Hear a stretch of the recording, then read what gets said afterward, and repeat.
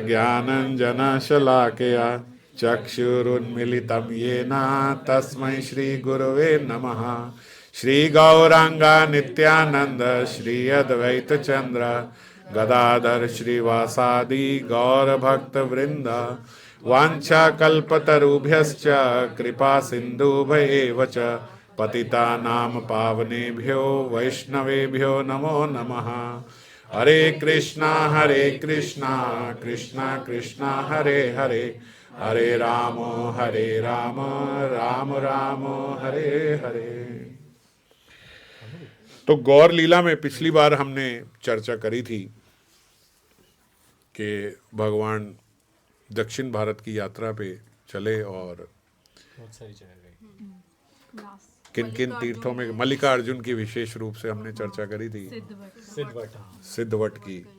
और भगवान वहां से आगे आगे चल रहे हैं और आगे आगे कह रहे बहुत प्रकार के जो भक्त हैं, जो लोग हैं, वो भगवान को मिल रहे हैं। तार्किक, मीमांसिक, यत मायावादी गण और सांख्य, पतंजल, स्मृति, पुराण, आगम, ये सारे लोग भगवान से आके मिल रहे हैं। किन किन प्रकार के, जो विभिन्न प्रकार की मान्यताओं को मानने वाले लोग हैं, तार्किक लोग हैं। और जैसे एक दर्शन है मीमांसा, जिसको पूर्व मीमांसा भी कहते हैं। पूर्व मीमांसा, उत्तर मीमांसा होती है। ये 6 दर्शन हैं जिनमें से एक दर्शन मीमांसा दर्शन है। तो इसके जो लोग होते हैं, ये जैमिनी ऋषि ने ये प्रारंभ किया है। और जो इस फिलॉसफी के लोग हैं, जैसे मीमांसा एक फिलॉसफी है, तो जो इसके मान्यता है जिनके भीतर, वो एक तरीके से तर्कवादी होते हैं। लॉजिक्स एंड आर्ग्यूमेंट्स पे ही वो सारी फिलॉसफी बेस्ड है। और हम लोगों के लिए बिल्कुल ठीक क्यों नहीं है तो जैमिनी ऋषि ने शुरू करी थी। अब हालांकि जैमिनी ऋषि से भी एक गुरु के प्रति अपराध हुआ था, मैंने चर्चा करी थी, ये बताया था ना। तो वो बड़ी लंबी कथा है, फिर वो करूँगा, फिर आज वो ही हो जाएगी। मैंने पहले बताई हुई है सब, अगर ध्यान नहीं है तो बस ऐसे बता रहा हूँ कि उन्होंने अपने वेद व्यास, उनके गुरु थे व्यास देव जी ने लिखा था कि अगर कोई श्रीमद् भागवतम का श्लोक है, संख्या भी मुझे याद नहीं है, उसमें उन्होंने लिखा था कि अगर कोई पुरुष बिल्कुल सिद्ध अवस्था तक भी पहुंचने वाला है, तब भी उसको स्त्री से सावधान रहना चाहिए, अपनी पुत्री, बहन, माता के साथ भी एक आसन पे बैठना नहीं चाहिए। इस प्रकार से उन्होंने वो लिखा। तो जैमिनी ऋषि के मन में संदेह आया, उन्होंने बोले गुरुदेव ये क्या बात है, कोई सिद्ध कोटि का भी हो तब भी आपने ऐसे लिख दिया। ऐसे थोड़े होता है कि सिद्ध कोटि, कोई साधारण मनुष्य हो ठीक है उसके लिए आप लिखो, यहाँ के मटेरियलिस्टिक लोगों के लिए, पर सिद्ध कोटि के लोगों के लिए, अब हम जैसे लोग जो हैं विरक्त हैं, हमें तो, हम आप कह रहे हो कि माता के साथ भी नहीं, बहन के साथ भी ना बैठे, ये भी ना, अरे हम तो कोई भी स्त्री आ जाए हमें कोई फ़र्क ना पड़े उससे, हम ऐसे विरक्त हैं। व्यासदेव देंगे ठीक है, इस पर थोड़ा चिंतन करो और चिंतन करो, फिर बात करेंगे। जल्दी में मैं बता रहा हूँ, नहीं तो बहुत लंबी हो जाएगी। तो और उसके बाद बोलते अगले दिन उन्होंने जैमिनी को बोला कि भैया मैं जो हूँ कुछ दिन के लिए बाहर जा रहा हूँ, आप जो है यहाँ पे ध्यान रखना, आश्रम में बाकी सब भी आपके भाई बंधु हैं, सब ये हैं, सब याद आ गई ना हैं? फिर वो छत तोड़ के वहाँ से गिरी और वो व्यास देवी थे, एक थप्पड़ मारा होंगे जैमिनी के, बोला देखा ये। तो इस प्रकार का संचय करने के बाद, अच्छा है थोड़ा टाइम भी कम है, इस प्रकार का संचय करने के बाद जो जैमिनी ऋषि हैं उन्होंने अपना एक सिद्धांत बनाया। तो वो मीमांसा जो है, सबसे बड़ी बात यह है कि ये अनीश्वरवादी है, इसमें भगवान के स्वरूप का वर्णन ही नहीं है। तो ऐसे देखो व्यास देव के शिष्य हैं, मगर इन्होंने जो बनाया वो एक ऐसा मीमांसा बनाई कि ऐसा दर्शन बनाया कि जिसमें भगवान के ही दर्शन नहीं है। तो जो ये फिलॉसफी है इसमें भगवान के दर्शन नहीं है। इसीलिए जो श्रीमन महाप्रभु थे वो जितने भी इस फिलॉसफी वाले थे, पहले उनका खंडन करके उनको भक्त बनाया। अलग अलग प्रकार के लोग महाप्रभु से मिले और उसके बाद कई भक्त जो हैं वो मायावादी फिलॉसफी जो शंकराचार्य की थी वो उससे मिले। हालांकि जो लोग बोलते शंकराचार्य को बहुत अच्छे से जानते हैं वो तो भगवान के स्वरूप को पहचानते हैं, लेकिन ऊपर ऊपर से उन्होंने मायावाद का ही प्रचार करा है। मायावाद में उन्होंने बोला कि कुछ है ही नहीं, ये सब मिथ्या है, ब्रह्म सत्य जगत मिथ्या।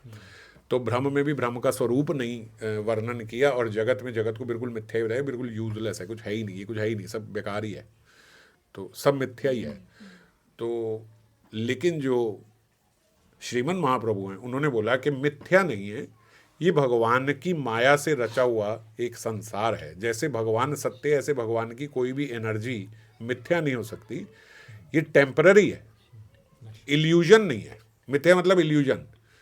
तो उन्होंने कहा ये टेम्पररी है, आप इसे परमानेंट मत समझो, मगर इसी से आप भगवत प्राप्ति कर सकते हो।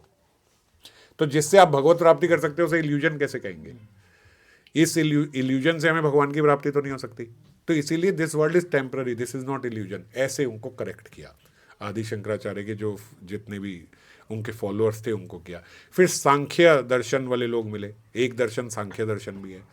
ये सांख्य जो है ये एक ऋषि कपिल थे, उन्होंने प्रारंभ किया था, कपिल जी ने। तो इन्होंने कहा कि जो पतंजलि भगवान से योग चलता हुआ आ रहा है उस पे इन्होंने ये दर्शन लिखा, और इन्होंने ये कहा कि जो ये सांख्य फिलॉसफी है, ये इनकी सांख्य अलग है और भगवान ने जो सांख्य फिलॉसफी बताई है वो अलग है। तो सांख्य योग वो अलग है, एक्चुअली सांख्य योग है। इनका जो सांख्य है उसमें वो कहते हैं कि योग से ही भगवान की प्राप्ति हो सकती है, योग से ही भगवान की प्राप्ति हो सकती है, भगवान की इसमें आवश्यकता नहीं है, भगवान के स्वरूप की, भगवान के चिंतन की इसकी आवश्यकता नहीं है। केवल ये योग करके ही हम अपने मन को कंट्रोल करके ही भगवान को प्राप्त कर सकते हैं। पर ये बात आधी है, मन को कंट्रोल करें फिर मन को कहाँ लगाएं? थोड़ा तेज नहीं हो, मेरे को बहुत तेज बोलना है। वो बहुत दूर है। मन को कंट्रोल करें फिर मन को कहाँ लगाएं हैं? तो एक ये आधा काम हुआ कि आपने हटा दिया, मगर आपने लगाया तो नहीं, कहीं पे हटाया। हाँ ठीक है। तो इसीलिए इस फिलॉसफी का भी हम लोग खंडन करते हैं। श्रीमन महाप्रभु के जो अनुयायी हैं, जो गौर पार्षद हैं, तो महाप्रभु ने भी इन फिलॉसफी का भी, इसका भी खंडन करा। और जब महाप्रभु तो साक्षात हरि हैं, जब वो आते थे तो केवल खंडन नहीं करते थे, वो तो सबको फिर वैष्णव बना ही देते थे। तो जितने पहले ये पूर्व में मानसा वाले और ये सब दर्शन वाले थे, ये सब भक्त बन गए, वैष्णव बन गए। फिर जितने मायावाद थे शंकराचार्य के, ये सब भक्त बन गए। जो सांख्य को मानने वाले से, ये सब भक्त बन गए, भगवान के स्वरूप को मानने लगे। फिर स्मृति शास्त्र को जो मानने वाले थे, स्मृति शास्त्र जो है ये क्या है कि 18 प्रकार के ये स्मृति शास्त्र हैं, जिसमें एक सबसे पहले मनु संहिता भी आती है।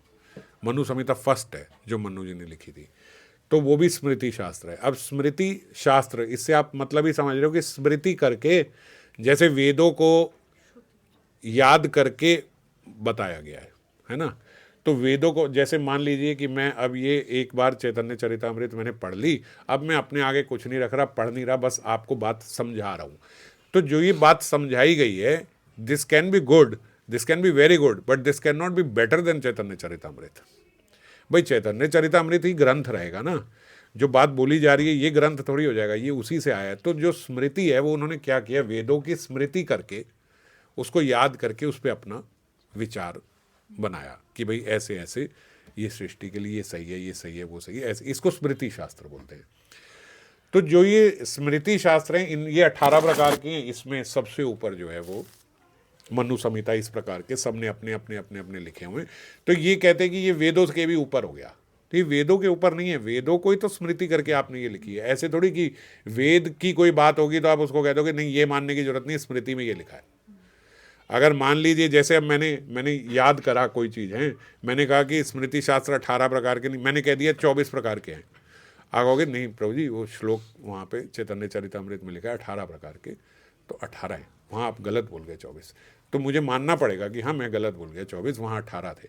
मैं कहूँ नहीं जी मैंने 24 बोला, 24 है, वो छोड़ो 18 को, मैं आपको 24 बता रहा हूँ, 24 है। या मैं नहीं, जो आगे सुनने वाले हैं वो कहें नहीं जी प्रभु जी ने बोला 24 है, छोड़ो, तो ये गलत बात हो जाएगी, ये गलत बात हो जाएगी।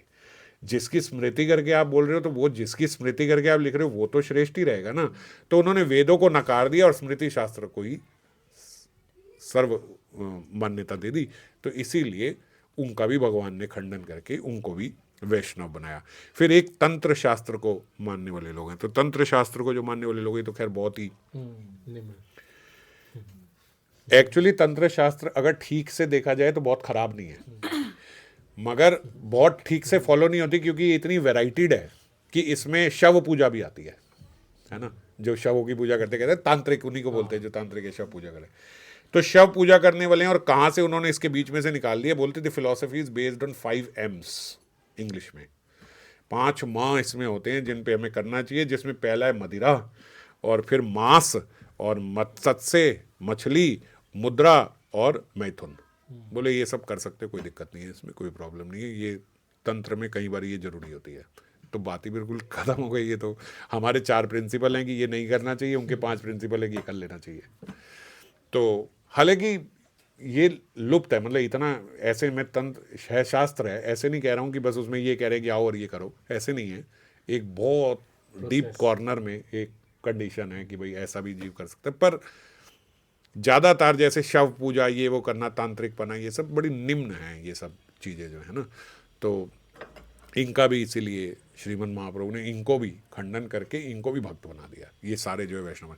तो ये सारे सर्वत्र स्थापे प्रभु वैष्णव सिद्धांते प्रभुर सिद्धांत केह ना पारे खंडिते। प्रभु के सिद्धांत को कोई खंडित नहीं कर पा रहा है, और ये सारे जितने के जितने मिले सबको भगवान जो है श्रीमन महाप्रभु भक्त बनाते गए। हरि हरि प्रभु मते करेन प्रवेश यही मते वैष्णव प्रभु कैला दक्षिण देश। तो ये सब करते हुए वो दक्षिण देश में, दक्षिण भारत में भगवान श्रीमन महाप्रभु घूम रहे हैं, और जगह जगह जितने भी प्रकार के फिलॉसफीज को मानने वाले लोग हैं वो सब के सब तेजी से वहाँ पे, बोलते पूरा साउथ इंडिया वैष्णव हो गया। जहाँ जहाँ श्रीमन महाप्रभु गए वो सब सारे अपने कल्ट को छोड़ के सब के सब वैष्णव बन गए, और सब हरि नाम संकीर्तन करने लगे। और जितने जो नास्तिक लोग हैं, जैसे हम कह रहे हैं कि लीला में असुर भी होते हैं, वो सारे नास्तिक लोग जो हैं वो जब चैतन्य महाप्रभु के बारे में सुनते तो बड़े अहंकार के साथ उनके सामने आते। जैसे बड़े बड़े, जैसे एक की विस्तार से कविराज गोस्वामी जी ने लिखी है कि एक बुद्धिस्ट थे, वो बुद्धिस्ट लोगों के लीडर थे। तो वो लेके अपने बहुत सारे डिसाइपल्स को लेके वहाँ पे पहुँचे, तो उनमें एक साक्षी भी थी नहीं आप नहीं थे। तो बहुत सारे लोगों को लेके वहाँ पे पहुँचे, वो बुद्धिस्ट लोगों को लेके, और पहुँचे ऐसे ही कि भाई तुम चलो सारे, आज मैं बताऊँगा इन्हें, ये इतनी तेज़ी से सब करते जा रहे हैं और वो करते जा रहे हैं, हमारे आगे ये सब नहीं टिकेंगे। तो हालांकि ऐसा कविराज गोस्वामी जी ने बोला है मध्य लीला 9वां अध्याय 48वें श्लोक में कि जो बुद्धिस्ट हैं इन लोगों से बात तक नहीं करनी चाहिए वैष्णव को चाहिए कि इनको ऐसे ही अवॉइड करके यहाँ से चले, पर क्योंकि चैतन्य महाप्रभु कृपा निधान है, सबको वैष्णव बनाना चाहते थे, इसीलिए उनका अहंकार तोड़ने के लिए उन्होंने उनसे बात करी। इसमें ऐसा भी लिखा है कि बुद्धिस्ट के 9 प्रिंसिपल होते हैं, जानते हो? नहीं, मैं तो जानता ही नहीं तो बोला है कि बुद्धिस्ट जो कल्ट है, जो रिलीजियन है, it is based on 9 principles, तो ऐसा बताया जाता है। तो बोले वो 9 उन्होंने जो है वो 9 प्रिंसिपल्स पे जो बेस्ड है, वो सारी फिलॉसफी उन्होंने बुद्धिस्ट की चैतन्य महाप्रभु को बताई कि ऐसे ऐसे ऐसे है। महाप्रभु ने सारी बात सुनने के बाद एक एक करके सबका खंडन कर दिया, जितनी उनकी थी सबका खंडन कर दिया। सारे उनके जो शिष्य थे वो जब उन्होंने ये सुना तो मतलब एक तरीके से उन्हें हार महसूस हुई कि भाई ख़त्म, मतलब ऐसा लॉजिक और ऐसी आर्ग्यूमेंट हुई कि उनके पास उसके बाद बोलने के लिए कुछ नहीं था। मतलब उनके जो गुरु साथ में गए थे अपने शिष्यों को लेके, जब वो भी चुप हो गए, उनके पास भी कुछ नहीं था, तो बोलते जितने आसपास के लोग थे जो वैष्णव थे सब सुनने के लिए बैठे थे, क्योंकि इतनी बड़ी वो लोग सभा लेके वहाँ पे आए हैं इतने सारे शिष्यों को लेके। तो बोलते वो सारे तो चुप कर गए, लेकिन बाकी सारे बहुत जोर जोर की हंसने लगे। जब श्रीमन महाप्रभु ने उनका हर बात का खंडन कर दिया तो बहुत जोर की सब हंसने लगे। जब वो हंसे तो बोलते जो बुद्धिस्ट फिलोसोफर थे उन्हें शर्म भी आई, डर भी लगा, और उनके मन में बदला लेने की भावना भी आ गई। ये इसी बारी मतलब कविराज गोस्वामी ने, देखो अभी इतने हमने चर्चा करी मीमांसा वालों की, शंकराचार्य के फॉलोअर्स की, इसकी तंत्र विद्या वालों की, सांख्य वालों की, किसी का उन्होंने वर्णन नहीं करा। इस इंसिडेंट का वर्णन करा खास इसीलिए क्योंकि वो सारे सुधरते गए, मानते गए, हरि नाम लेते गए, इनके अंदर बदला लेने की भावना आ गई। तो जब कोई ऐसा इंसिडेंट होता है तो फिर उसको आदमी जरा इलस्ट्रेट करता है कि भाई ऐसा इनके अंदर भावना आ गई। इन लोगों ने सुनी नहीं, जबकि आए ये चर्चा करने के लिए थे।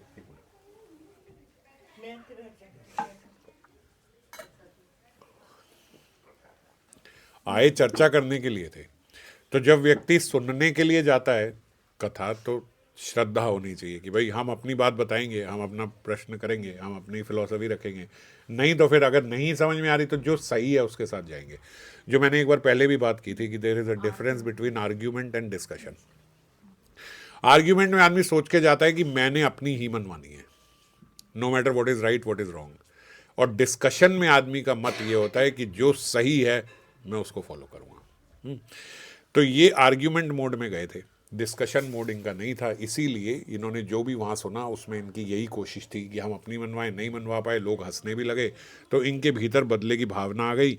इन्होंने एक षड्यंत्र बनाया और उसमें क्या किया कि इनका जो ऐसा सोचा कि जो ये महात्मा हैं, जो ये संत हैं, इनकी शक्ति जो है इनके ब्रह्मचर्य में ही है, जिस वजह से ऐसे इन्होंने तड़ जवाब दे के हम सबको तोड़ दिया।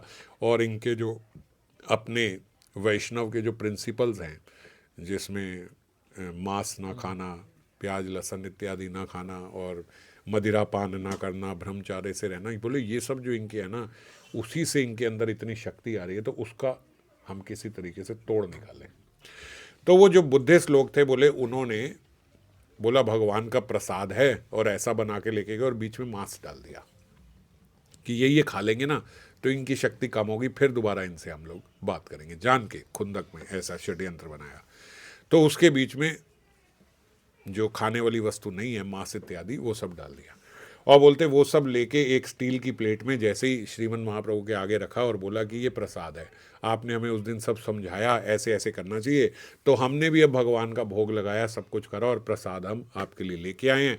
जो ही बोलते महाप्रभु पकड़ते, इससे पहले वहाँ पे एक चील आई, चील मांस वास खाती है, वो बोलते चील आई और चील ने वो प्लेट उठा ली और वो सारा जो है जब नीचे गिराया तो उसमें वो मांस सब अलग से दिखने लगा। श्रीमन महाप्रभु को पता लग गया ये क्या कर रहे हैं, और वो प्लेट बोलते जोर से उठा के चील ने फेंकी और उनके जो गुरु थे बुद्धिस्ट के, जो हेड थे, जो वहाँ पे आए थे, वो उसके सर पे जाके लगी, बहुत जोर की आवाज़ आई और वो बेहोश हो गए। तो जो वो खाद्य पदार्थ था जो खाने लायक नहीं था वो वहाँ गिर गया। अब जब वो ऐसे बेहोश हो गए और खून निकलने लगा, तो जो उनके शिष्य थे, अब उन्होंने देखा कि यार ये साधारण व्यक्ति नहीं है, हम इनको खिलाने लगे तो अचानक से ऐसा हो गया कि कहाँ से चील आ गई और कहाँ से वो उठाई और फिर प्लेट उठा के उन्होंने हमारे गुरु के सर पे मार दी। तो ये सब कुछ बाई चांस तो नहीं हो सकता है? तो उन्होंने उनको बोला तुम्ही ता ईश्वर साक्षात, क्षमा अपराध, जियाओ आमार गुरु करह प्रसाद। अरे आप साक्षात ईश्वर ही हो, अब हम मान गए कि आप साधारण जीव नहीं हो, आप ईश्वर हो। हमारे अपराध क्षमा करो और जियाओ हमारे गुरु, हमारे गुरु को जिंदा कर दो, हमारे गुरु को वापस लौटा दो। प्रभु कहे सबे कहा कृष्ण कृष्ण हरि, गुरु करने कहा कृष्ण नाम उच्चार करी। प्रभु ने कहा एक तरीके से बच सकते हो, नाम कृपा हो सकती है, मैं कुछ नहीं कर सकता, नाम की कृपा हो सकती है। आप जोर जोर से कृष्ण कृष्ण हरि नामों का उच्चारण करो और गुरु करने कहा कृष्ण, गुरु के कानों में जाके कृष्ण कृष्ण बोलो, नाम उच्चारण करो, हो सकता है उससे वो ठीक हो जाए। तोमा सबार गुरु तबे पाइबे चेतन, सबा बौद्ध मिली करे कृष्ण संकीर्तन। और जैसे ही उन्होंने ऐसा किया, जाके नाम संकीर्तन उनके कान में किया, तो बोलते सब के संकीर्तन करने से, नाम ध्वनि से उनके गुरु उठ के खड़े हो गए। और जैसे ही उठ के खड़े हो गए तो पहले वो औपचारिक रूप में नाम ले रहे थे कि भाई अब यही तरीका है, जैसे आपको दवाई दी जाए, कड़वी है, आप तब भी खाओगे कि भाई दवा है, खानी है, इसमें टेस्ट थोड़ी लेंगे। मगर अब उन्हें टेस्ट आने लगा। अब ये औषधि जो है ये टेस्ट फुल हो गई हमारे लिए। तो अब वो जोर जोर से नाम उच्चारण करने लगे कि इससे हमारे गुरु जीवित हो गए। और उनके जो गुरु थे वो भी बोलते, जब वो खड़े हुए और उन्होंने देखा कि हरि नाम की ध्वनि से मैं मृत्यु के उससे वापस आ गया, मैं वापस जिंदा हो गया, तो वो भी जोर जोर की, जो उनके गुरु थे वो भी हरि ध्वनि करने लगे, हरि नाम लेने। ये अब सुधरे, थोड़ा लंबा प्रोसेस लिया इन्होंने, ये अब सुधरे। तो अब ये हरि नाम करने लगे तो बोलते महाप्रभु अब इनसे बात नहीं करना चाहते थे, क्योंकि वो पहले भी कह रहे हैं कि बुद्धिस्ट लोगों से तो हम लोग बात तक नहीं करना चाहते, पर क्योंकि इनका अहंकार तोड़ना था इसलिए उन्होंने चर्चा करी। और अब देखा कि ये हरि हरि कर ही रहे हैं, अब तो वैष्णव ही हो गए हैं। तो उस समय श्रीमन महाप्रभु बोलते एकदम से वहाँ से गायब हो गए और उन लोगों को वहाँ दिखे ही नहीं, वो आगे की ओर चले गए। त्रिमूल तिरुपति में श्रीमन महाप्रभु गए। ये भी चर्चा पहले नित्यानंद प्रभु जब वहाँ गए थे तो मैंने करी हुई है, तिरुपति की आप सबको बताई थी कि भृगु जी एक बार सप्तऋषि सब बैठे थे, भृगु जी ने सोचा कि भाई, उन सब ने सोचा कि सबसे मेन आहुति किसको दी जाए, भगवान कौन है, ब्रह्मा विष्णु महेश में से। तो फिर वो ब्रह्मा के पास गए, महेश के पास गए, विष्णु के पास गए, विष्णु के पास लात मारी, पता लगा यही क्षमाशील है, यही संपूर्ण भगवान है। उन्होंने लात मारी तो लक्ष्मी जी नाराज हो गई, उन्होंने कहा वक्ष पे मेरा स्थान है, वहाँ उन्होंने लात मारी, आप उसको कुछ बोल नहीं रहे हो, कोई सेल्फ रिस्पेक्ट नहीं है भैया यहाँ पे। तो लक्ष्मी जी वहाँ से आके नीचे आ गई और ये सब, फिर उन्होंने तपस्या करी, ये सब। फिर चोला वहाँ के डायनेस्टी के राजा हुए, वो आए, उनकी पुत्री ये बनी, फिर विवाह हुआ। जो ये वहाँ पे थे इनके, एक नीला देवी थी, वहाँ नीला देवी ने इनको वो, क्योंकि इनको जब एक बार बीच में भी लीला हुई थी कि इनके बाल यहाँ के कुल्हाड़ी मारी थी उसको, गाय को मारने के लिए, जो ब्रह्मा और शिव थे, तो ये आगे आ गए, इनके बाल उड़ गए थे। तो नीला देवी ने अपने बाल उड़ा दिए। एक स्त्री अपने बाल उड़ा दे तो बड़ी बात होती है कि मुझे इनसे शादी करनी है। अब वो तो भगवान है, वो लक्ष्मी से शादी करने जा रहे थे, वहाँ वो नीला देवी बीच में आ गई और उन्होंने अपने बाल उड़ा दिए। भगवान ने कहा यार इनको तो छोड़ा नहीं जा सकता, इतनी तपस्या की, इन्होंने अपने बाल तक उड़ा दिए मेरे से शादी करने के लिए, हालांकि उन्हें पता भी नहीं है कि ये भगवान है। वेंकट नाम था उनका शायद, तो इसलिए आज भी वेंकट रमन बोलते हैं वहाँ तिरुपति में। तो जल्दी जल्दी मैं सुना रहा हूँ क्योंकि मैं सुना चुका हूँ ये ना, इसी गौर कथा में है ये, जब नित्यानंद प्रभु वहाँ गए थे। तो फिर आज भी बोलते वहाँ पे उनके वक्ष पे एक स्थान जो है वो लेफ्ट पे लक्ष्मी देवी का है और राइट पे नीला देवी का है। तो दोनों वो वहाँ पे उनसे भगवान ने फिर नीला देवी को भी अपना लिया, क्योंकि नीला, और इसीलिए ये प्रथा है कि तिरुपति में बाल चढ़ाए जाते हैं, क्योंकि उनके वो बाल हट गए थे तो सब लोग अपने बालों का मुंडन करके वहाँ पे बाल चढ़ा के आते हैं तिरुपति में। तो यहाँ श्रीमन महाप्रभु गए। अब ये सब गए तो, मगर ये जो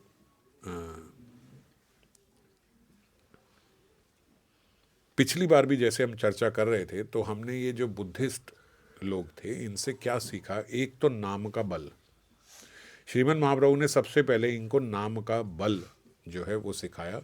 और दूसरा ये कि कथा श्रवण का क्या महत्व है।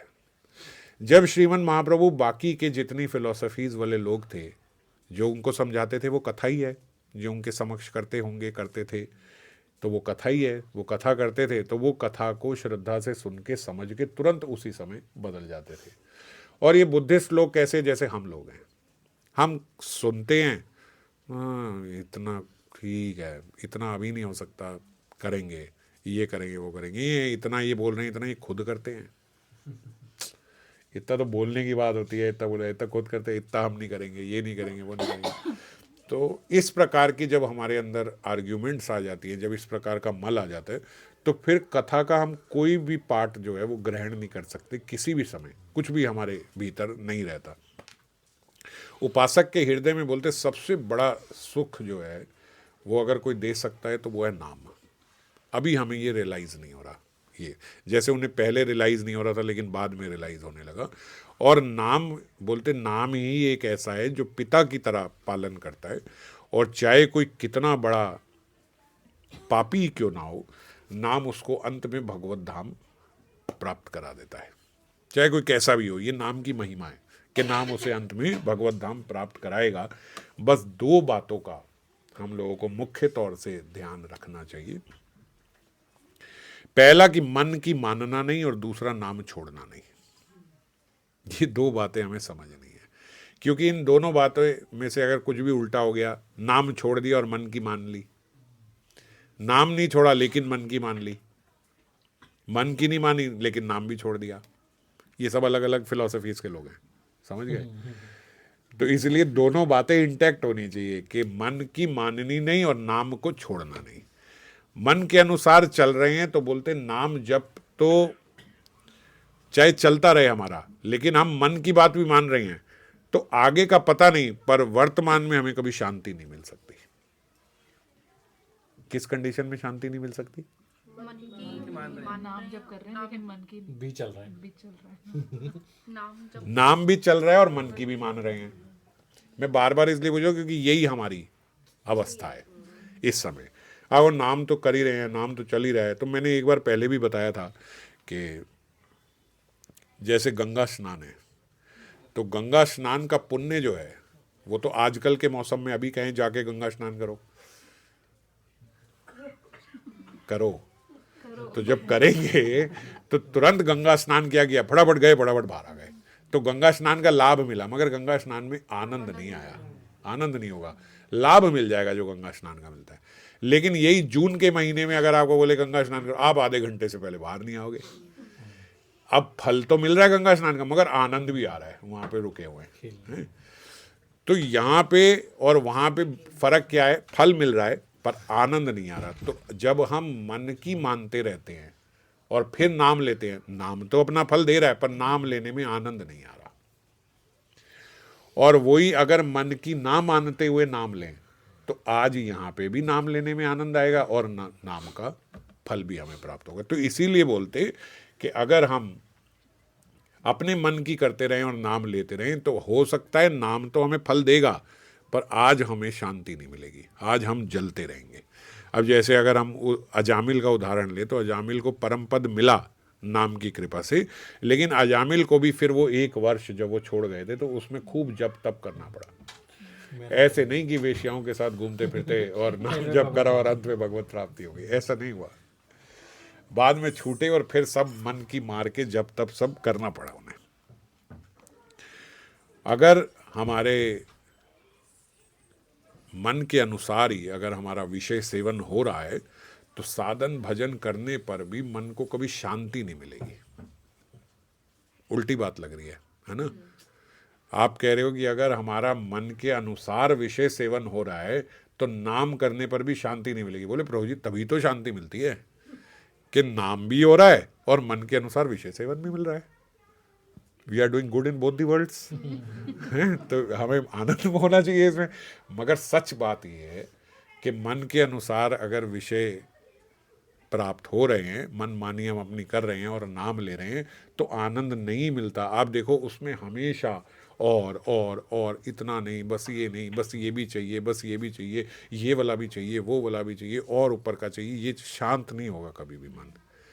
विषय वासना कभी रुकती नहीं है। तो भले नाम चल रहा है, आपके विषय की सारी बातें होती जा रही, या फिर अगर नाम की कृपा होगी तो उसमें कोई ना कोई रुकावट आती जाएगी। आप जितना विषय को पकड़ने की कोशिश करोगे फिर कोई रुकावट आ जाएगी, फिर विषय अब ये आ गया, अब ये आ गया, अब ये आ गया। पता नहीं, हम कहते हैं मेरी किस्मत कैसी हो गई यार, बस एकदम ऐसे होता है, काम होने वाला होता है, काम बिगड़ जाता है। ये किस्मत नहीं है, नाम है, ये कृपा है भगवान की कि वो आपको विषय सेवन नहीं करने दे रही है। आनंद का अनुभव नहीं होगा अगर हम अपने मन के अनुसार करते रहेंगे, जलते रहेंगे। और इसको रोकने के लिए हमें अपने मन को ही रोकना होगा, इसको रोकना होगा। इसीलिए नाम जीभ से लेते रहें और बुद्धि से मन पर शासन होता रहे। ये दोनों चीज़ें जरूरी हैं। 2 बातें क्या हैं? मन की मानना नहीं और नाम को छोड़ना नहीं है। नाम चलता रहे और मन की माननी नहीं है। देखो भगवान, मैं अब लंबा नहीं ले रहा हूँ, आप लोगों की भी सुनने की क्षमता खत्म हो जाएगी समझने की, आगे लेंगे इसको फिर। मगर एक बात इसको समझो कि भगवान हमारे भीतर ही हैं, कहीं बाहर नहीं है। भगवान हमारे भीतर बैठे हैं। वो हर समय सबसे पहले क्या चीज़ देखते हैं? हमारा चिंतन, हमारे विचार। सबसे पहले अगर भगवान को कोई चीज़ दिख रही है तो वो हमारे चिंतन, हमारे, आप जो कर रहे हो ये बाद में दिखेगा। आप सोचो, हम सोचते हैं कि यहाँ कैमरा लगा है और भगवान हमें देख रहे हैं, तो क्या दिख रहा है? मैं माला कर रहा हूँ, मैं नाम ले रहा हूँ, मैं ये सब कर रहा हूँ। यहाँ नहीं है भगवान, भगवान भीतर है। भीतर में सबसे पहले क्या दिखेगा? अंदर आपके विचार, आपका चिंतन, ये बाद में दिखेगा आप बाहर से क्या क्रिया कर रहे हो। और हमारी सोच बिल्कुल उल्टी है। हम क्या सोचते हैं कि बाहर से हम ये सब करे जा रहे हैं, बाहर से हम ये सब करे जा रहे हैं, अंदर विषय चिंतन हमारा पूर्ण रूप से चलता जा रहा है। तो यार पता नहीं क्या हो रहा है, इतना समय हो गया, इतनी नाम की महिमा पिछली बार प्रभु जी आपने सुना दी, 15 साल हो गए हमें नाम लेते हुए, हमें तो नहीं हो रही भगवत प्राप्ति। तब भी साहिब सुनता है। जो लोग 1 साल पहले आए हैं वो प्रश्न पूछेंगे, नाम की इतनी महिमा सुनी, आप कितने वर्ष से कर रहे हो? आपको क्या एक्स्ट्रा मिल गया जो मुझे नहीं मिला है? आपने क्या उखाड़ लिया है पिछले 14 साल? तो क्यों नहीं मिल रहा है? क्योंकि भगवान सबसे पहले आपके विचार और चिंतन देख रहे हैं। अगर विचार में मेरी सुख बुद्धि अभी भी विषयों में ही है, तो भगवान क्यों मुझे अनुभव देंगे अपना? भगवान भीतर तो हैं पर अनुभव में नहीं आ रहे। क्यों नहीं आ रहे?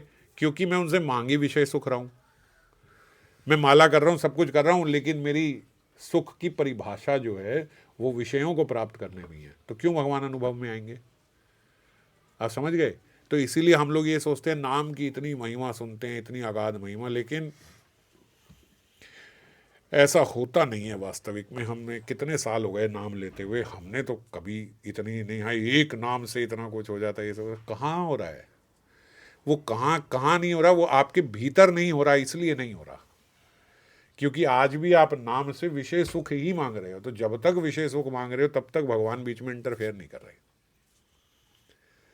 अब विचारों को ठीक करने के लिए हमें क्या करना होगा, इस पे हम अगली बार चर्चा करेंगे कि कैसे हमारे विचार जो है वो ठीक हो, क्योंकि वो सबसे ज्यादा जरूरी है, विचार ठीक करना। ऊपर से क्रिया तो हमारी बहुत अच्छी चल रही है। क्रिया में आप सब सोच रहे हो भैया मैं चारों प्रिंसिपल्स का फॉलो कर रहा हूँ, सब कुछ कर रहा हूँ, मेरे को कोई खराबी नहीं है। पता नहीं नाम को क्या दिक्कत है कि भाई क्यों मेरे को असर नहीं हो रहा है। तो क्यों नहीं हो रहा है? क्योंकि विचार खराब है। विचार कैसे ठीक होंगे, इस पे हम अगली बार चर्चा करेंगे। जय श्री राम। विचारों के लिए फिर क्रिया ही ठीक करनी पड़ेगी। हिंट दे दो थोड़ा। 2 हफ्ते बाद होगी अगली